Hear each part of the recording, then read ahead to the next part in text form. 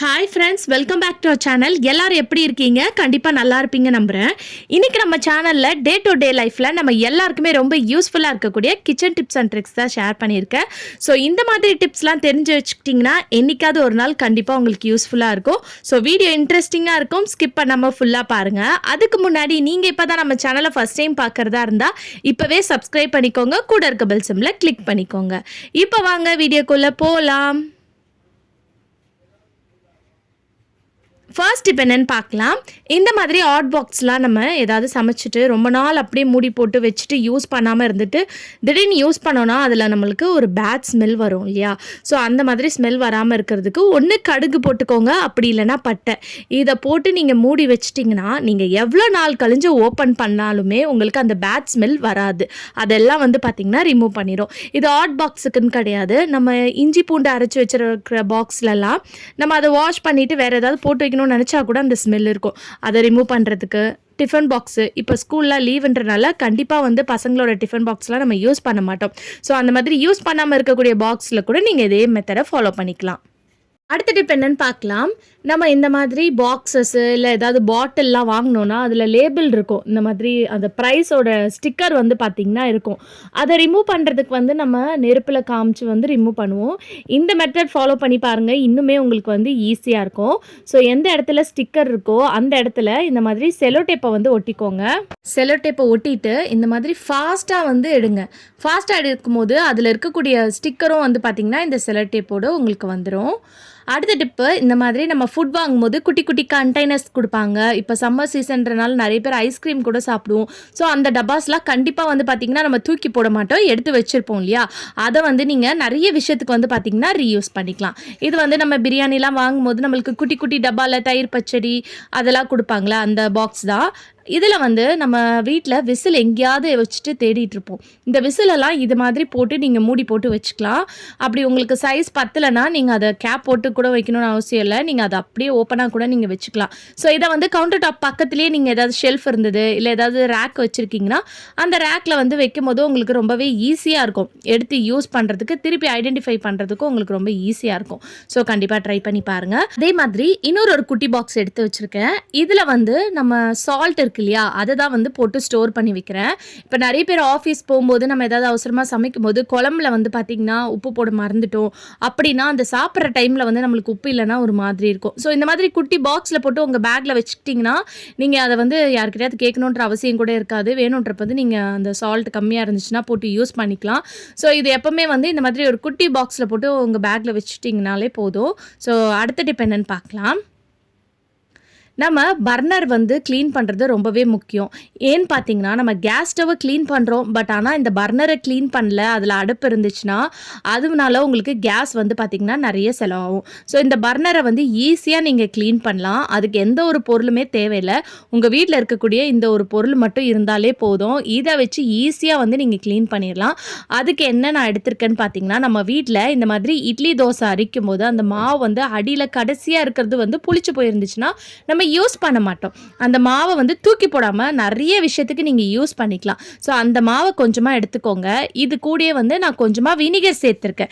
So vinegar வேணும்னா சேர்த்துக்கலாம், இல்லைன்னா ஆப்ஷனபிள் தான். இப்போ இது கூட நீங்கள் லெமன் ஜூஸ் கூட சேர்த்துக்கலாம், அப்படி வினிகர் இல்லைன்னா. இப்போ இது நம்ம எதுக்கு சேர்க்குறோன்னா, நல்லா இதை க்ளீன் பண்ணுறதுக்காக மட்டும் இல்லாமல் இதில் இருக்கக்கூடிய அடைப்பெல்லாம் போகணும். அப்போ தான் உங்களுக்கு பர்னர்லேருந்து நெருப்பு பார்த்திங்கன்னா நல்லா வரும்.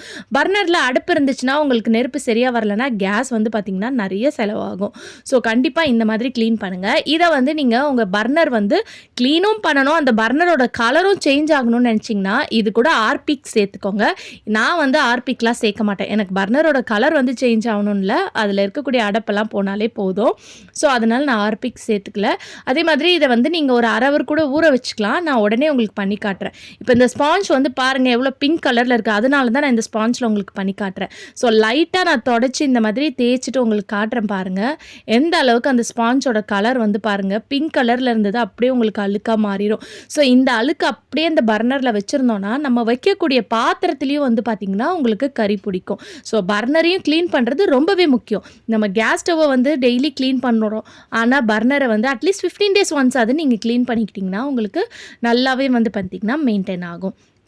இப்போ லைட்டாக தான் நான் ஸ்க்ரப் பண்ணி காட்டுறேன். உங்களுக்கு பார்க்கும்போதே தெரியும் எவ்வளோ அழுக்கு பாருங்கள். ஸோ இந்த அளவுக்கு அழுக்கு இருந்துச்சுன்னா கண்டிப்பாக வந்து உங்கள் பர்னரில் வந்து சரியாக நெருப்பு வராது.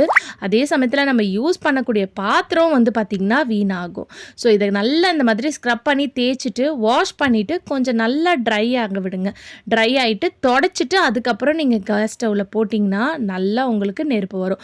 இந்த பர்னருக்கும் பார்க்கும்போதே உங்களுக்கு டிஃப்ரென்ஸ் தெரியும். இதோட கலர் வேறு மாதிரி இருக்குது. இந்த பர்னர் வந்து பார்த்திங்கன்னா ஒரு மாதிரி கறி புடிஞ்ச மாதிரி பிளாக்காக இருக்குது பாருங்கள். ஸோ அதெல்லாம் வந்து நீங்கள் ரிமூவ் பண்ணிக்கலாம். உங்களுக்கு பர்னரோட கலர் சேஞ்ச் ஆகணும்னு நினச்சிங்கன்னா நீங்கள் வேணும்னா ஆர்பிக்கு யூஸ் பண்ணிக்கோங்க. ஸோ கண்டிப்பாக இந்த டிப் எல்லாருக்குமே ரொம்ப யூஸ்ஃபுல்லாக இருக்கும். ட்ரை பண்ணி பாருங்கள். இப்போ நான் வந்து பற்ற வச்சு காட்டுறேன் உங்களுக்கு. பற்ற வைக்கும் போதே உங்களுக்கு நல்ல டிஃப்ரென்ஸ் தெரியும்.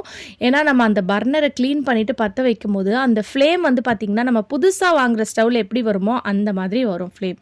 ஸோ ட்ரை பண்ணி பாருங்கள். இப்போ நெக்ஸ்ட்டு வந்து கொஞ்சமாக அந்த மாவு இருந்தது இல்லையா, அந்த தோசை மாவு, அதை வந்து நம்ம தூக்கி போட வேணாம். அதில் கொஞ்சமாக டிஷ்வாஷ் லிக்விட் சேர்த்துக்கோங்க. சேர்த்துட்டு இதை நல்லா இந்த மாதிரி மிக்ஸ் பண்ணிவிட்டு நம்ம சிங்கை க்ளீன் பண்ணுறதுக்கு நீங்கள் யூஸ் பண்ணிக்கலாம். ஸோ இந்த மாதிரி புளிச்சு போன மாவு இருக்குன்னா தூக்கி போடாதீங்க. கண்டிப்பாக எடுத்து வச்சுட்டு இந்த மாதிரி உங்கள் சிங்கை க்ளீன் பண்ணிக்கலாம். நம்ம கிச்சனில் இருக்கக்கூடிய டேப்பெல்லாம் கூட நீங்கள் க்ளீன் பண்ணிக்கலாம். ஸோ உங்களுக்கு அந்த உப்பு கரெல்லாம் இருந்துச்சுன்னா ஈஸியாக உங்களுக்கு ரிமூவ் பண்ணி எடுத்து கொடுத்துரும். ஸோ லைட்டாக இந்த மாதிரி ப்ரெஷ்ஷை வச்சு ஸ்க்ரப் பண்ணிவிட்டு தண்ணி ஊற்றி வாஷ் பண்ணாலே போதும். உங்கள் சிங்கில் வந்து நல்லா வந்து பளிச்சுன்னு மாறிடும். அதில் இருக்கக்கூடிய உப்பு கரை எல்லாம் நீங்கி நல்லா க்ளீனாக மெயின்டைன் ஆகும். ஸோ கண்டிப்பாக ட்ரை பண்ணி பாருங்கள். அதே மாதிரி உங்கள் சிங்கில் அடைப்பு இருக்குது அப்படின்னா இந்த ஒரு சின்ன டிப் மட்டும் நீங்கள் பண்ணி பாருங்கள். உங்களுக்கு நல்ல டிஃப்ரென்ஸ் தெரியும். உங்கள் சிங்க் பைப்லைனில் கொஞ்சமாக பேக்கிங் சோடா போட்டுட்டு அதுக்கு மேலே வினிகர் ஊற்றி விடுங்க. ஸோ இந்த மாதிரி வினிகர் ஊற்றும் போது அந்த பைப்லைனில் ஏதாவது அடைப்பு இருந்துச்சுன்னா அதை வந்து நல்லா கிளியர் பண்ணி கொடுத்துரும். ஸோ கொஞ்சமாக நைட் டைமில் நல்லா சிங்கெல்லாம் க்ளீன் பண்ணிவிட்டு வீக்லி ஒன்ஸ் இந்த மெத்தட் நீங்கள் ஃபாலோ பண்ணாலே உங்களுக்கு இந்த அடைப்பு வர்ற பிரச்சனை வந்து பார்த்திங்கன்னா இருக்காது. ட்ரை பண்ணி பாருங்கள். அடுத்த டிப் என்னென்னு பார்க்கலாம். இந்த மாதிரி சீப் நம்ம எல்லோரும் யூஸ் பண்ணுவோம். சில சீப் வந்து பார்த்திங்கன்னா நம்ம வாரும்போது நம்ம தலையிலலாம் கீறும்.